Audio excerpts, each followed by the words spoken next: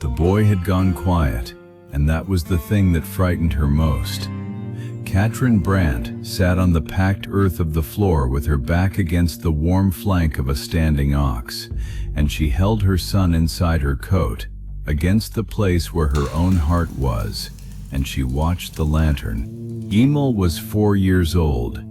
An hour before, he had been fretful, crying the thin, worn cry of a child kept too long in the dark, and some tired part of her had wished the crying would stop.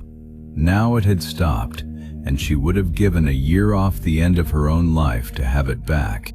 A child who cries is a child still fighting the cold, a child gone soft and quiet against you in the deep of a winter night is something else. Outside, the storm had a sound she had never heard a storm make before, a low, steady, pressing roar, as if the whole flat country had been turned into one great throat, and it went on without pause, hour into hour, and it did not care. Inside, it was dark, and it was close, and it was, against everything the town of Kessler Draw believed, warm. There was no stove going, not tonight. The warmth came off the bodies of the animals, 6 of them, crowded shoulder to shoulder into the low end of the shelter, the oxen and the milk cow and the 2 horses. It came off their slow breathing, rising in the lantern light in soft gray clouds, and it came off the great living heat of them, the way heat comes off a bank of coals, long after the flame is gone. That heat was the only reason her son was still breathing at all. And that same heat, if she read the lantern wrong even once before morning, would be the thing that killed him. She looked at the little flame in its smoked glass. A while ago it had stood up straight and yellow-white and clean. Now it had shrunk. It burned low and orange and lazy, leaning on nothing, and around its base there was a dullness she had learned to hate. When the flame went like that, the air had gone bad, thick with the wet breath of everything shut up together.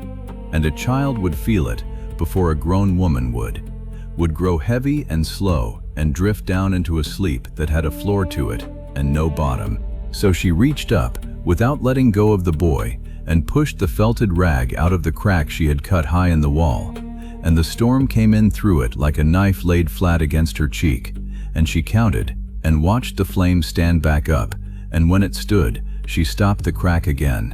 Because every breath of that killing air she let in was a breath of her son's warmth let out. She did not know how many hours of night were left. She did not know how many times she could trade the one for the other before there was nothing left to trade. They had a name for people like the Brandts in Kessler Draw. They said it in the store, and they said it at the church door, and once a boy had said it to Emil's face before Emil was old enough to understand it. Barn people. They said it the way comfortable people say a thing about the poor, certain of themselves, and it cost them nothing to say.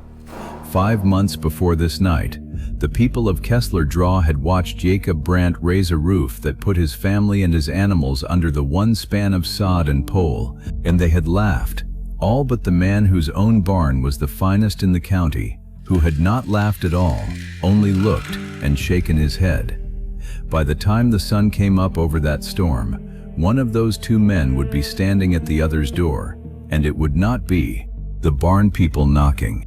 How she came to be there, on the floor of a shed in the dark, reading a lantern flame as though it were her own son's breathing, is a thing that started 5 months earlier, in the last warm weeks before the snow, with a roof that made the whole of Kessler Draw laugh. Jacob and Katrin Brandt had come to the Dakota country with a language that was not English, a Bible and a script the church at Kessler Draw could not read, and a way of doing things that the rest of the settlement found faintly disgusting. They were of the German-Russian people, the ones who had farmed the cold steppe on the far side of the world for 3 generations before a worse cold and a worse government had pushed them west and west again until the west ran out and became this. A treeless flat that ran out unbroken on all sides, grass to the far rim of the world, and a wind that never fully stopped. They knew this kind of country in their bones. That was the trouble, because what they knew did not look to Kessler Draw like knowledge. It looked like poverty, like the old country, and to Kessler Draw those were the same thing. The best land near the creek had been taken years before by men who had come first, and the first among the first was Garrett Spear. Spear ran cattle on the good bottom ground, and he had a white frame house with real glass in every window, and a great red barn set a proper distance from it. And he was not, whatever else was said of him later, a cruel man. He believed certain things, that was all. He believed a Christian family lived in a house and kept its beasts in a barn, and that the gap between the two was the whole measure of how far a people had climbed up out of the mud. He had climbed up out of it himself, and he was proud of the climb.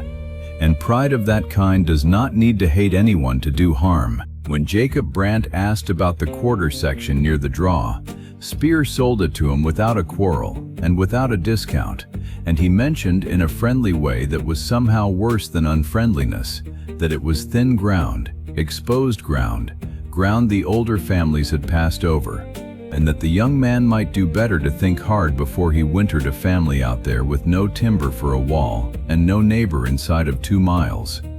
Jacob thanked him and bought it and moved his family out to the edge. And then, in the last of the warm weather, he began to build the thing that gave Kessler Draw its joke. He did not build a house and a barn. He built one long low structure of sod and pole, and he divided it inside with a half wall, and on the one side of that wall he put his family. And on the other side, under the same roof, breathing the same air through the same open span, he put his animals. His mother had told him to.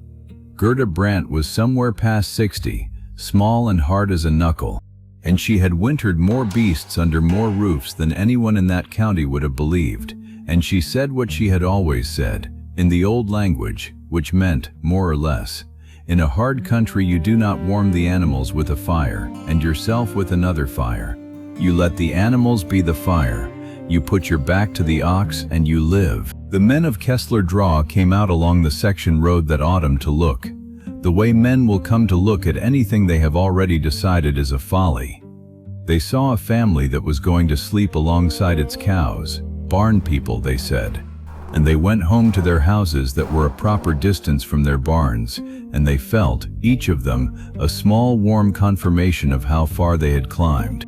Garrett Spear came too once, and sat his horse at the edge of the Brandt ground and looked for a long while at the low sod roof with its single stovepipe and its wide animal door. And he shook his head slowly, the way a man does at a thing that troubles him more deeply than it amuses him. Then he said, to Jacob, not unkindly, that he hoped the young man knew that beasts fouled the air, and that a child raised in that air would sicken, and he turned his horse for home. He was not wrong about the air. That was the part nobody, including the Brandts, yet understood. He was only wrong about which house the winter was coming for. The first hard cold came down in the last week of November, and it settled the argument in the Brandts' favor so quickly and so quietly that no one in Kessler Draw ever heard about it.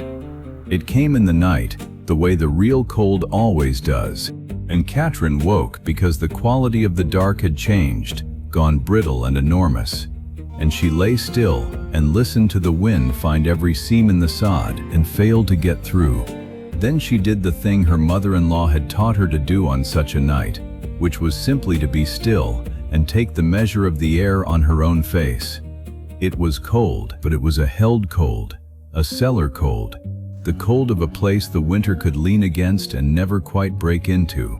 On the far side of the half wall the animals shifted and blew, and their heat came over the low partition and pooled under the sod roof and did not leave, because Jacob had built the walls thick and had left no gap for it to run out through, except the one high vent his mother had insisted on. And the great slow furnace of 6 living bodies burned on through the dark without a stick of wood, exactly as the old woman had promised. In the morning a meal was warm. That was all of it. In 3 houses within 4 miles, children woke that morning to frost on the inside of the window glass, and a fire that had to be coaxed back from almost nothing, and in the low sod shelter at the edge of the draw a 4-year-old boy woke warm against the back of an ox, and complained that he was hungry, and his mother laughed out loud from pure relief. But the old woman had told her granddaughter something else in the autumn, and Katrin had turned it over and over in her mind all through the early cold, because a season this long gives a woman time to grow afraid of the right thing. Gerda had said, "The beasts give you their heat for nothing, but they do not give it clean. Everything a living thing breathes out, it breathes out wet, and it breathes out foul, and in a shut room the wet will gather on your walls, and the foul will gather in your children, and the same closeness that keeps you from freezing will, if you are stupid or unlucky, put you to sleep and not wake you." Katrin had not fully believed it, that first easy morning. She believed it soon enough, because there was no way to see foul air, you could not point to it. And so, in the second week when she began to fear it, she reached for the only instrument a poor woman on the edge of the Dakota country had, which was the lantern. She had noticed it without meaning to. On the nights when she shut the shelter up tight against a rising wind, the little flame in its smoked glass would sink. It would go from a clean upright white to a low, leaning, sullen orange, and it would sit there starved. And on those same nights her own head would ache behind the eyes, and Emile would sleep too heavily and wake too slow. On the nights she left the high vent open, the flame stood up straight and burned white, and the boy woke clear-eyed. The flame, she understood, was breathing the same air her son was breathing, and the flame showed her, in a language a child could read across a dark room, exactly when that air had begun to turn against them. When it stood tall, the air was good. When it sank and yellowed, the air had gone bad, and there was less time than she wanted to believe. She said it to herself then, in her own plain words, the way you fix a thing you cannot afford to forget. Watch the light. When the light alleys down, open the wall. She did not know that a man of science far to the east had said nearly the same thing in nearly the same winter, in longer words, about the air of stables. She only knew it because a lantern had shown her, and because she had a son. What she had not yet learned was how much that open wall was going to cost her. The first mistake was the one that felt, at the time, like plain good sense. The cold deepened through December, and one night the wind came around hard out of the north, and it found the high vent, and drove a thin, steady fall of snow down through it onto the family's beds. Katrin did what any mother would do. She stuffed the vent, she took a felted rag, and she packed that opening shut, and she sealed the shelter up whole and tight, and she lay down with her son in a room gone suddenly still and warm all the way through. For 2 nights it was the best sleeping they had had all winter. The animals breathed, and the heat built, and nothing stole it away. And Emile slept without stirring, and Katrin let herself believe she had solved a thing. On the 3rd morning she woke to water. It was on the underside of the sod roof, gathered there in the night out of the breath of the crowded animals, with nowhere to go. And it had beaded and run and dripped, all down the low end, all across the beds. And the straw of the bedding was wet through and cold, and the wall behind Emile's head where he slept was dark and sodden and beginning to smell, a close sour barn smell that got into the back of the throat and stayed. Her mother-in-law stood in the gray light and put her hand flat against that wet wall and said one word in the old language, and it was not a kind word. "The wet," Gerda said, "is the breath. You held the breath in. Now the breath is in the walls, and in the bedding, and it will be in the boy." And it was in the boy. Within a day Emile had begun to cough, a small wet catching cough that came mostly at night, and it did not sound like much. And that was the terrible part, because Katrin had grown up in a country where a small wet cough in a child in a cold wet room was a thing you learned to listen to with your whole body, the way you listen for a sound on the stairs. She stopped sleeping properly after that. She would lie in the dark and count his breaths and hate the smell of the wall. They dried what they could. They moved the beds to the high dry end. They pulled the wet straw and burned it in the little stove, which meant burning fuel they could not spare to undo a warmth they had made for free. And Gerda made her open the wall again, made her cut a proper vent and keep it open, and the shelter went colder for it. And every night now Katrin lay between two fears with a child coughing between them, that the boy would take a chill from the open wall, or that the boy would sicken in the closed one. That was the shape of the thing, and she did not yet know it had two more shapes after this. She thought she had learned the lesson: keep the wall open, keep the bedding dry, and she had. But a vent that let the wet out, let the heat out with it. A vent small enough to hold the heat was too small to carry off what the crowded animals breathed into that dark through a long night. Somewhere between two open and two closed, there was a narrow right answer, one that shifted with every change in the wind, and no one had told her where it was, because no one knew. Not Gerda, who had wintered beasts but never with a sick child in the room. Not the town, which would sooner die in a proper house than learn anything from a barn. Only the lantern knew, and the lantern would only tell her one night at a time. Down in Kessler Draw, meanwhile, Garrett Spear heard from someone that the Brandt child had taken a cough, and he nodded, because he had said this would happen. And being proven right about a thing confirms a man in all the other things he believes, even the ones that are about to fail him. The second mistake nearly cost her the boy, and it came dressed as caution.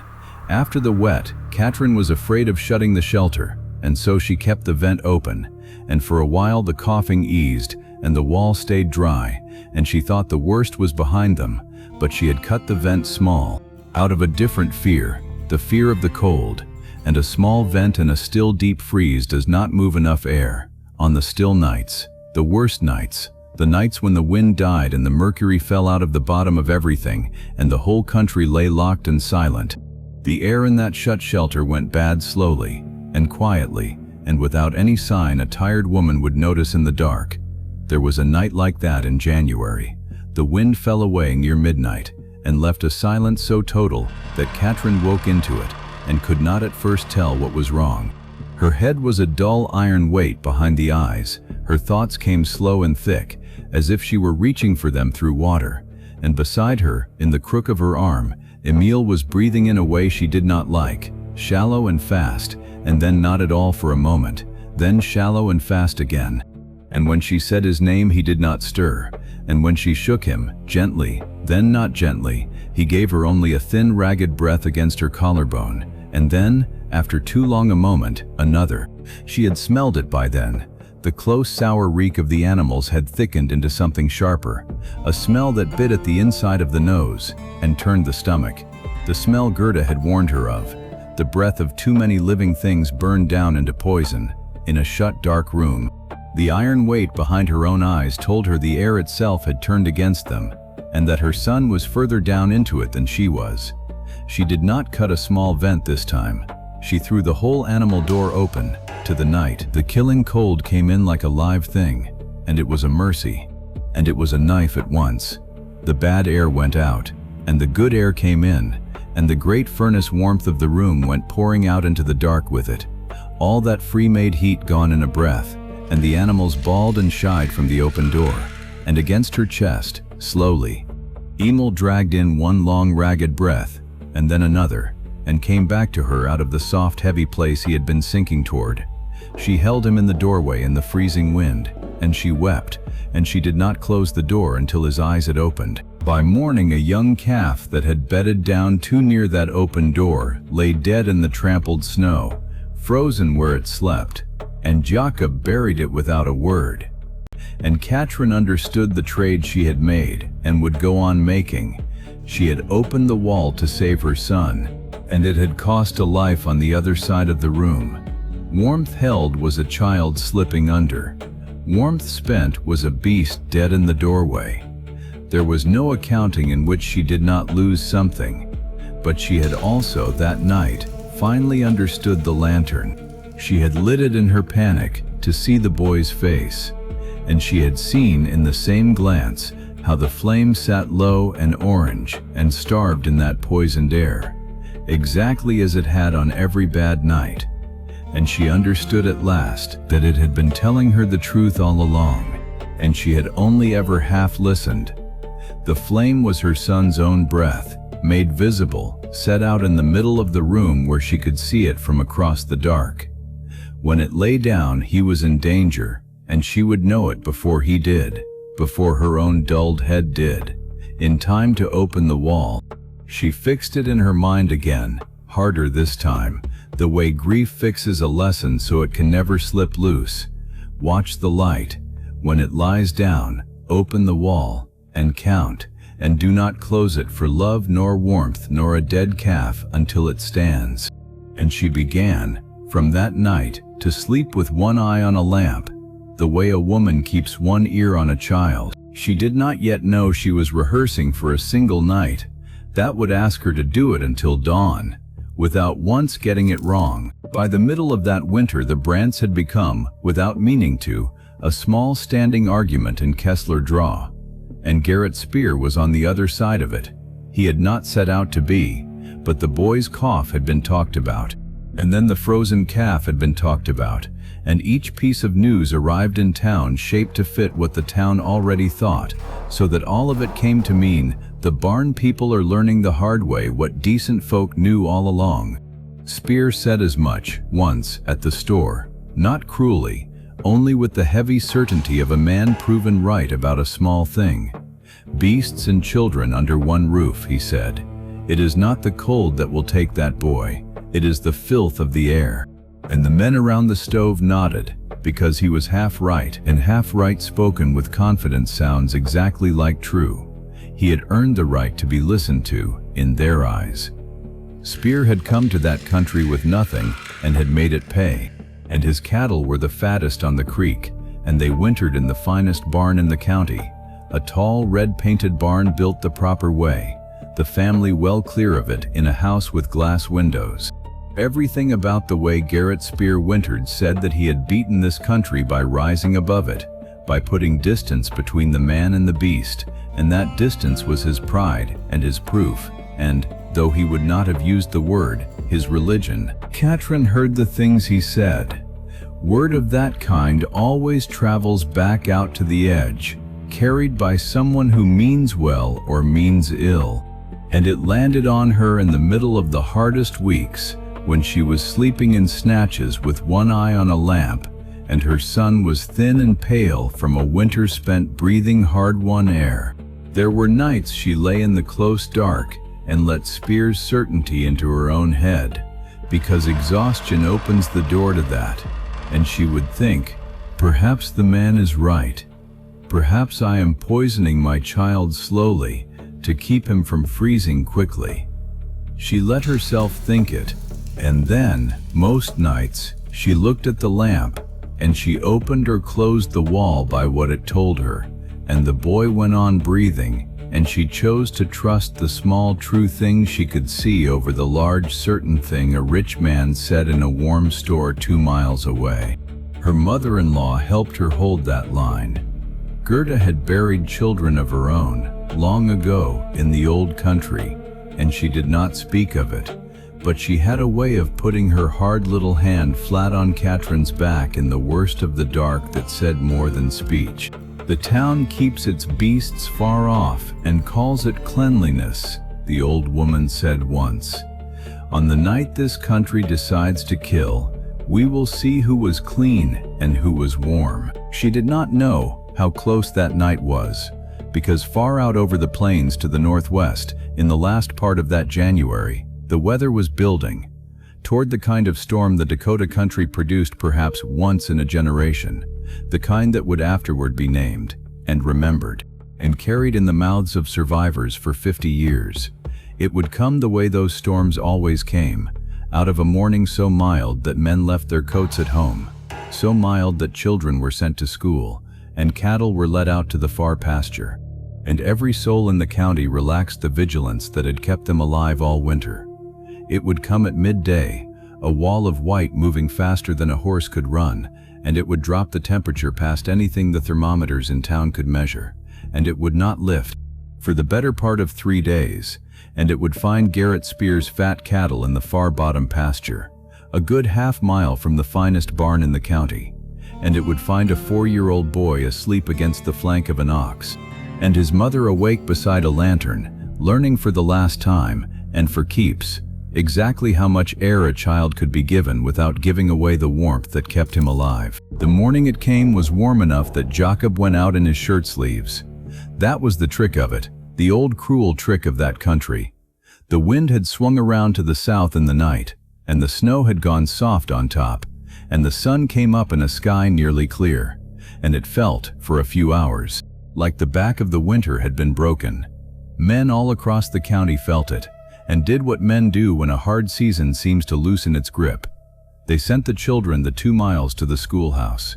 They let the stock out to root in the far pasture where the snow had thinned. They left their coats on the peg. Garrett Spear, that mild, bright morning, turned his whole herd out onto the bottom ground by the creek, a good half-mile below his fine red barn, and thought no more about it. Gerda Brandt stood in the wide door of the shelter a little before noon and looked at the northwest sky and did not like what she saw there. A low, dirty line lying along the edge of the world, where an hour before there had been nothing. And she said, in the old language, "Get them in." They got them in. Katrin and Jacob brought the oxen and the cow and the 2 horses down off the thin grass and crowded them into the low end of the shelter, and they carried in what water they could, and forked down the last of the hay, and Gerda banked snow up hard against the outside of the sod walls all around. Because snow packed against a wall is not the enemy. Snow packed against a wall is a blanket, and they did all of it fast, in the last of the strange warm light, while the dirty line in the northwest stood up and became a wall and began to move. It reached them a little after noon, and it took the day away in a single minute. One moment there was a pale sun. The next there was a roaring whiteness so complete that Jacob, 10 steps from the door, had to follow the banked snow with his hand to find his way back to it. The temperature went down through the floor of everything, and out on the bottom ground, half a mile from the finest barn in the county, Garrett Spear's cattle turned their tails to a wind that was suddenly trying to kill them and began to drift, blind, the way cattle do, away from shelter and into the open, into the storm, into the dark that was coming. Inside the low sod shelter, the door was shut and banked, and the animals were in, and the family was whole, and Katrin Brandt lit the lantern and set it in the middle of the room where she could see it, and settled her back against the flank of an ox, and took her son inside her coat, and understood that everything the winter had been teaching her all season had been teaching her for this one night, because the storm did not let the air move. That was the thing she had feared. And here it was, worse than she had feared. Outside, the wind was a wall, but a wall does not ventilate, it presses, and it drove against the shelter and sealed it as surely as any stuffed vent. And inside, the crowded animals breathed, and the wet gathered, and the air began its slow turn toward poison, and there was no still safe middle to settle into and sleep, because the storm kept changing, gusting and slacking hour by hour, so that the same crack that starved the flame in 1 hour would rob the room of all its warmth the next. She could not seal it, or the air would sink her son. She could not open it, or the cold would take him. She could only sit in the dark between the two, with the lantern for her one eye and the boy's breath for her other, and trade them against each other, a little at a time, all night, without once getting it wrong. She pushed the rag from the crack, the flame stood up, the cold poured in. She counted, watching the boy, watching the light. She stopped the crack. The flame held, the warmth built. She waited, watching the light for the moment it began to lie down. And when it lay down, she opened the crack again. The cold came in again. Emil coughed. Somewhere against the far wall a cow lowed low and miserable in the dark. Outside the storm went on and did not care. The night had barely begun. There is no drama in what she did that night, and that is exactly the shape of it. She did one small thing, and then she did it again, and she did it perhaps 200 times before morning. And her son's life hung on her not growing careless with any single one of them. Open the crack, watch the flame stand, feel the cold come down over the beds like water, count the boy's breaths, close the crack, watch the flame steady and the warmth build back, wait. Watch the light for the first sign of the lean, the first dulling toward orange, and open the crack again before it went further, always before, because she had learned in January what waiting cost. That was all, that was everything. Hour after hour in a dark broken only by a flame, she was reading like scripture, while the storm outside changed its mind every little while and tried, each time, to trick her into holding too long or opening too far. The animals were her furnace, and they were also, that night, her instrument in a way she had not planned. When the cold poured in through the open crack and lay on the beds, Katrin did the thing her mother-in-law had done in the old country and would not fully explain, which was to draw the beasts in closer, to shift and coax and lean the great warm bodies of the oxen around the low corner where Emil lay, so that the boy slept not merely in the room's warmth, but inside a wall of living heat, a hollow in the middle of the herd where the worst of the cold could not reach him even with the crack held open. She spent the night half inside that wall of animals herself, her back to one flank and her son against another, breathing the strong, close smell of them. And she was never in her life so glad of a smell she had once been mocked for. Jacob held the far end through the worst of it, his shoulder against the banked animal door each time the wind rose to burst it inward. It was not free. Nothing that night was free. One of the oxen, an old one, pressed too long into the coldest corner by the door so that the boy could have the warm heart of the herd, went down near the middle of the night and would not get up, and lay breathing hard in the dark. And by morning it was plainly sick, and it would be a month mending and might not mend at all. Katrin heard it go down and knew what it meant and did not move to help it, because her son's breath was the only thing in that room she was allowed to save. And the ox had given what the ox had to give, and she wept for it a little in the dark and went on reading the light. Toward the blackest part of the night, the part where the body most wants to quit, she began to make mistakes of the small, forgivable kind, closing a little too long once so that the flame sank and Emil's breathing went shallow, and she woke from a doze she had not known she was falling into, her heart slamming, and tore the crack open and held the freezing boy up to it and counted, and he came back. After that she did not let herself doze. She talked out loud to keep awake, and Gerda, who did not sleep either, answered her sometimes from the dark. And the two women passed the worst hours by keeping a single small flame in the right condition over and over until the thing they were watching for arrived. It arrived as a change in the wall. The roar outside, which had been one unbroken thing for the better part of 2 days, thinned and cracked and let a gray light in around the edges of the banked door. And Katrin understood, with a disbelief that felt almost like grief, that it was morning, and that the storm was breaking, and that the flame in the middle of the room was standing up straight and white and clean in the first good air of the day. And against her chest, warm and filthy and breathing, easy and deep and slow, the way a sleeping child ought to breathe, was her son. She had not beaten the storm. She had never once tried to. She had only sat in the one narrow place between two kinds of dying, and refused, all night, to be pushed out of it. That is not a heroic thing to describe. It is only the hardest thing in the world to do. The storm had taken a great deal from Kessler Draw, and it had taken most of it in the open, a proper distance from the barns. Garrett Spear's herd had drifted before the wind that first blind afternoon, out across the bottom ground and into the low places.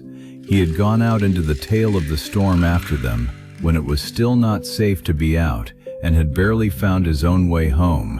And when the weather broke, he rode out again with every man he could gather, and found them where the country had piled them. And the finest cattle on the creek were mostly gone, frozen standing, and drifted over, a winter's wealth lost in a single afternoon under a clean blue sky.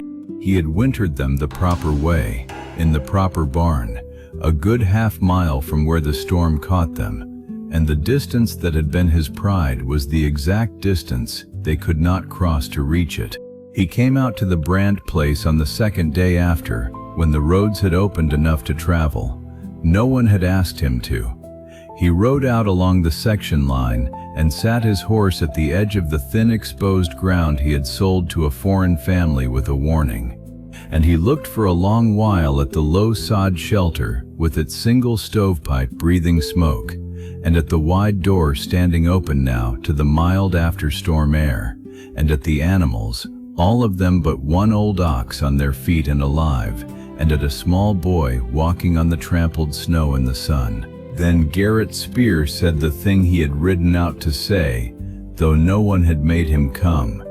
He stayed on his feet, in front of Jacob and in front of the two men who had ridden out with him, and he said it where they could all hear.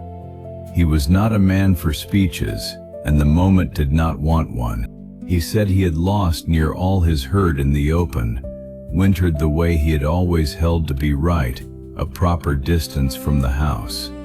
He looked at the boy walking in the sun. He said he had stood on this same ground in the autumn and warned these people that the beasts would foul the air and sicken the child, and that he had been half right and wholly wrong. The air did foul, and it had not been the child the winter came for. And he said that when he built again in the spring, he meant to build low and to put family and beasts under the one span. And he asked Jacob Brandt, the way a proud man asks a thing only once, to stand over the work and see that he did not get the air of it wrong. That was all of it. There was no triumph in it, and Katrin took none. She had spent the season too close to the edge of losing everything to have any appetite left for winning. She only stood in the doorway with her son's hand in hers, and watched a proud man say plainly to her husband that he had been wrong, and unsay in his own words the one thing he had been surest of his whole life. The town had thought the Brandts lived in filth. What they had lived in, that winter, was warmth. And the proud distance the town kept between a man and his beasts had turned out to be half a mile too far to cross. The Brandts had not known anything the science of the age did not also know. A man far to the east had set it down in long words in those same years, that a shut stable is kept from freezing by nothing but the heat of the animals in it, and that the same breath which warms it will foul it if the air is not moved. But the Brandts had not read him. They had only put their backs to the ox, and kept a small flame where they could see it, and traded warmth against air 100 times in the dark until the morning came. The old ox mended, in the end slowly, through the spring. The boy grew, and along the edge of that country, over the winters that followed, other low roofs went up that put the family and the beasts under the one warm span. And no one, after that year, called the people who built them barn people, because no one could quite remember why it had ever seemed a thing worth laughing at. She had put her back to the animal, and she had lived.